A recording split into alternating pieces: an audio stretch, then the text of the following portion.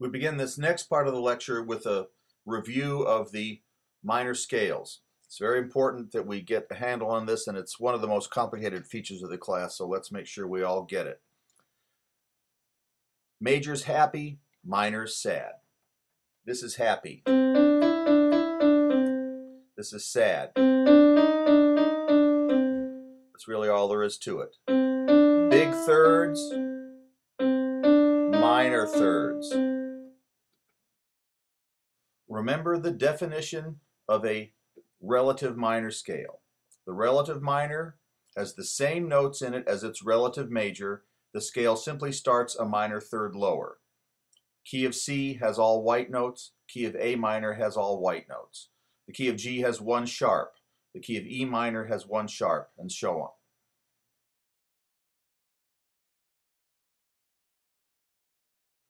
A convenient way to remember the relative minor scale relationship is that they are separated by a minor third, 3 half steps.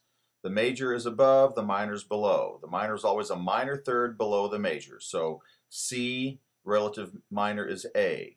G, the relative minor is E. E, the relative minor is C sharp.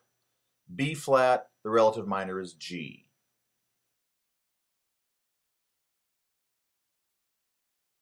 Now remember that since every major scale has its relative minor form, every key signature represents one of 2 possible keys, a major or a minor. Thus, the D major key signature, F sharp and C sharp, may be seen as representing either D major or its relative B minor. There's one key signature for both keys. The question is, how do we tell which is which?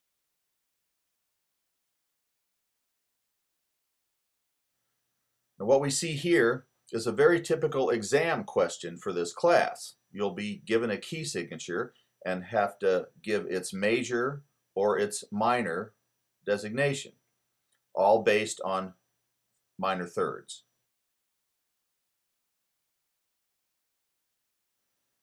One last point.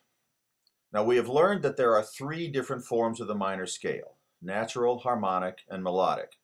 But the altered tones of the harmonic and melodic forms do not affect the key signature.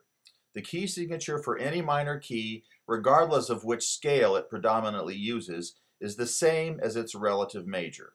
So, if each key signature is one of 2 possibilities, how do you tell which is which?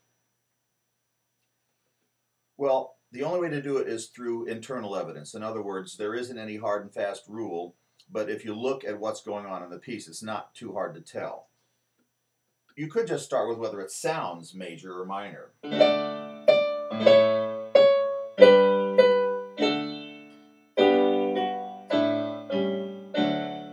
That's pretty happy. This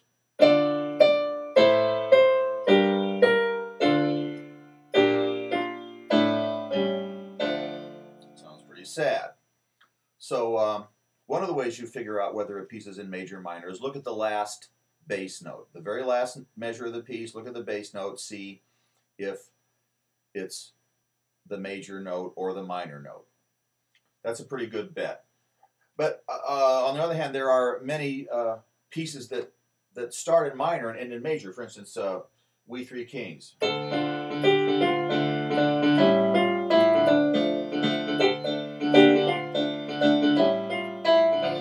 get much more minor than that, but then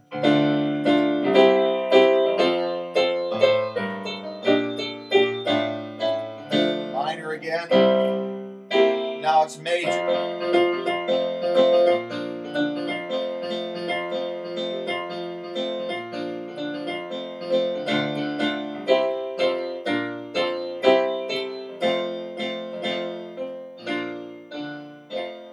That's major.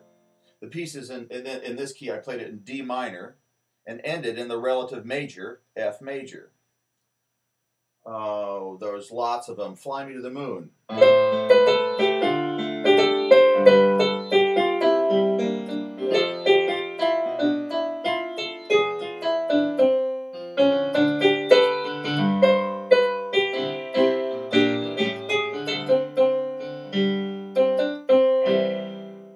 Ending in major. Starts in A minor, ends in the relative major C major. So minor pieces are just more complicated than major pieces, and they break more rules. So there's absolutely no hard and fast rule by looking at the music. You have to internalize it and hear what's going on. If it sounds predominantly sad, then it's probably in minor. And if it sounds predominantly happy, it's probably major. And you can use the last bass note as a rule of thumb, but it won't always work. You just have to use your ear. Since scales are the basic building blocks of all melodies, it is imperative that you practice your scales and recognize them by the key note and the key signature that represents that key.